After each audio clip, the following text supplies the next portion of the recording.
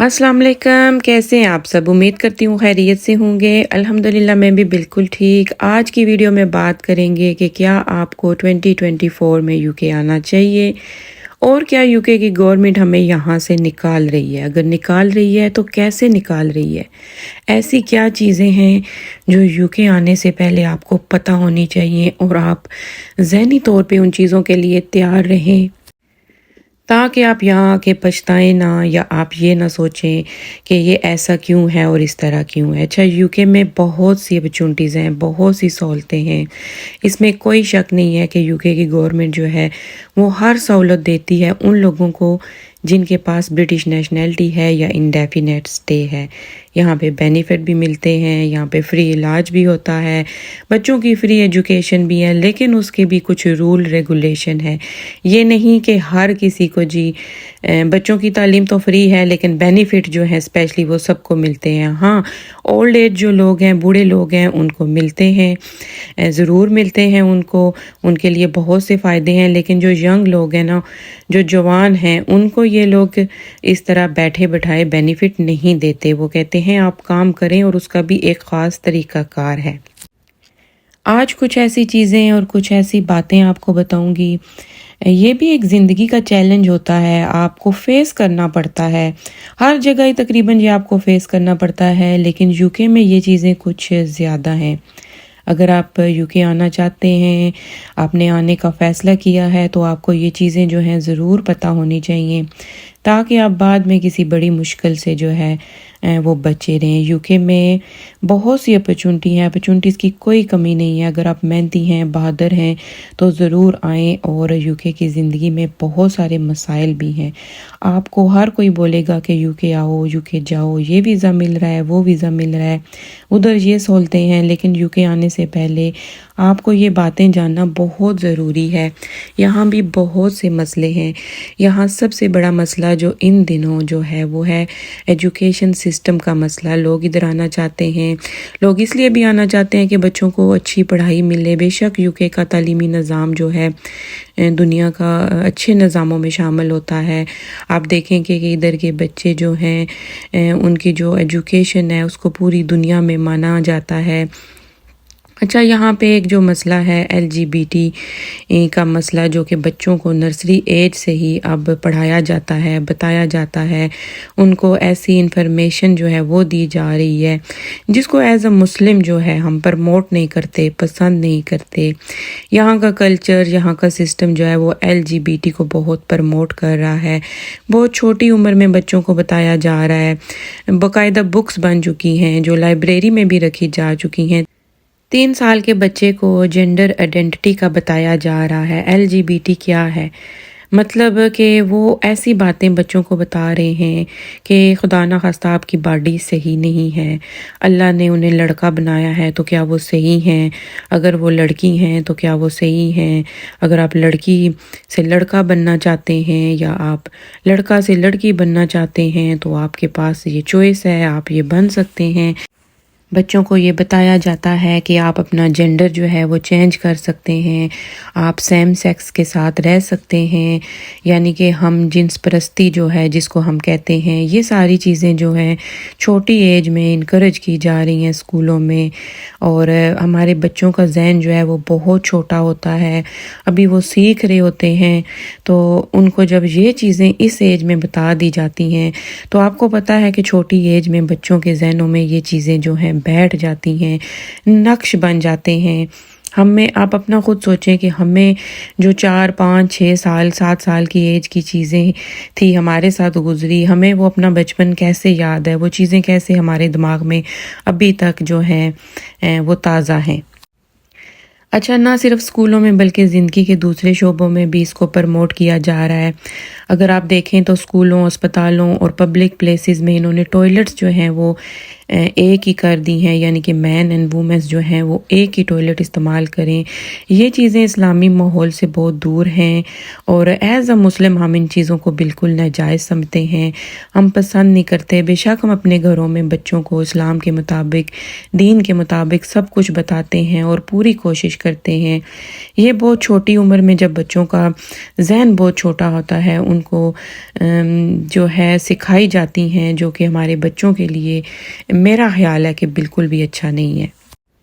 3 یا 4 سال کے بچوں کو یہ چیزیں سکھائی جاتی ہیں، اس کو آپ ایک ایجنڈا سمجھیں، بیکاز اس میں جو ہے گورنمنٹ بھی شامل ہے، وہ اس کو پرموٹ کر رہی ہے، جو ہے آپ ان کے خلاف بول نہیں سکتے، بات نہیں کر سکتے۔ یہاں کی مسلم کمیونٹی، یہاں کی پاکستانی کمیونٹی نے بہت احتجاج کیے، لیکن کوئی فائدہ نہیں ہوا، کیونکہ یہ ان کا ملک ہے، جو ان کی مرضی ہے وہ چلے گی۔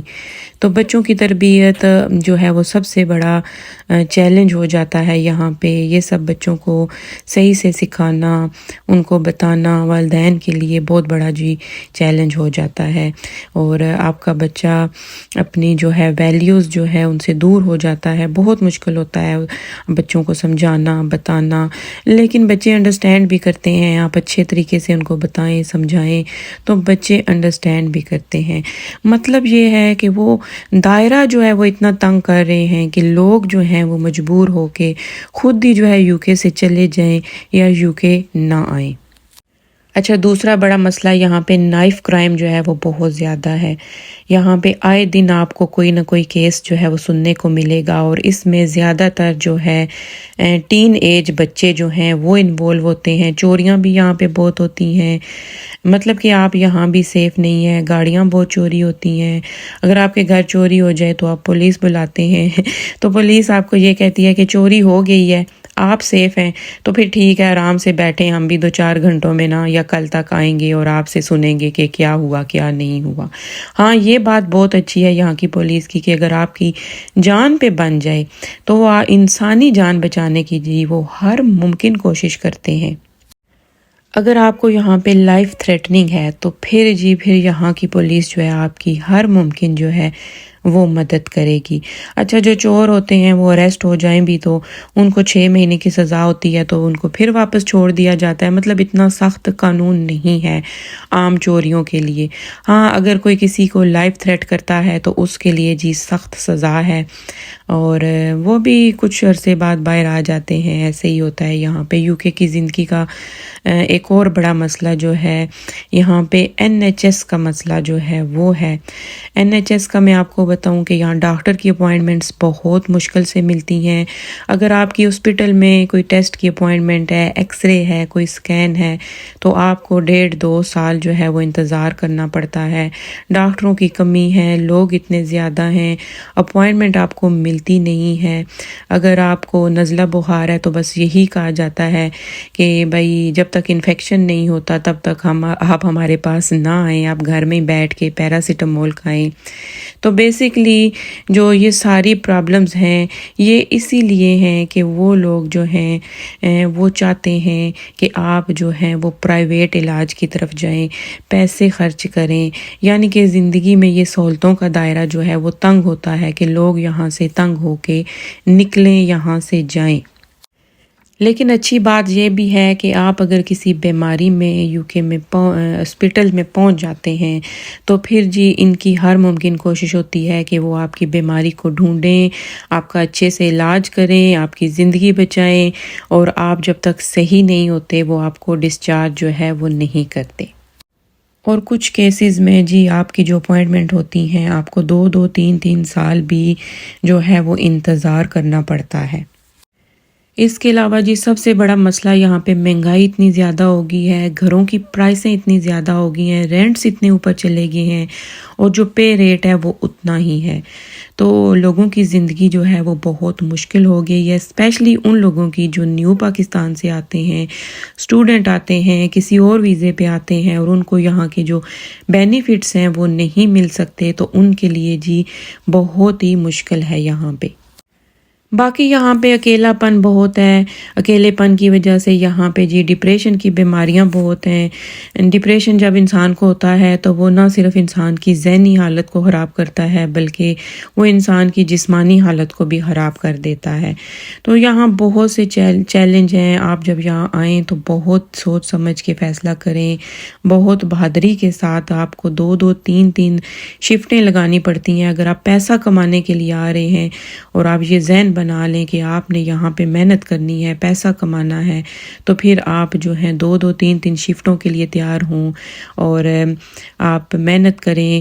اور یہاں پہ جاب اپرچونٹیز جو ہیں وہ بہت زیادہ ہیں، اگر آپ کام کرنے والے ہیں تو آپ کو جاب جو ہے وہ ضرور مل جائے گی اور آپ جو ہے اچھا پیسہ جو ہے وہ کما سکتے ہیں۔ لیکن اگر آپ فیملی کے ساتھ آتے ہیں تو پھر وہی اخراجات ہیں، رینٹس ہیں، بلز ہیں، ٹیکس ہیں، تو پھر آپ اتنا پیسہ جو ہے وہ یہاں پہ نہیں بچا سکتے۔ اچھا، آپ یہ کہیں گے کہ خود تو یو کے بیٹھی ہوئی ہے اور ہمیں یہ سب کچھ بتا رہی ہے کہ آپ یو کے نہ آئیں یا یو کے میں یہ ہوتا ہے۔ دیکھیں، دور کے ڈھول سہانے ہوتے ہیں، یو کے آ کے سیٹل ہونا اتنا آسان نہیں ہے، بہت بڑا چیلنج ہوتا ہے، لیکن انسان چیلنجز سے دور نہیں بھاگ سکتا۔ آپ ضرور یو کے آئیں، لیکن میرا مقصد جو ہے یہ باتیں آپ کو بتانا۔ تو امید کرتی ہوں آپ کو میری ویڈیو اچھی لگی ہوگی، تو میری طرف سے آپ سب کو اللہ حافظ، ملتی ہوں کسی اور اچھی سی ویڈیو میں۔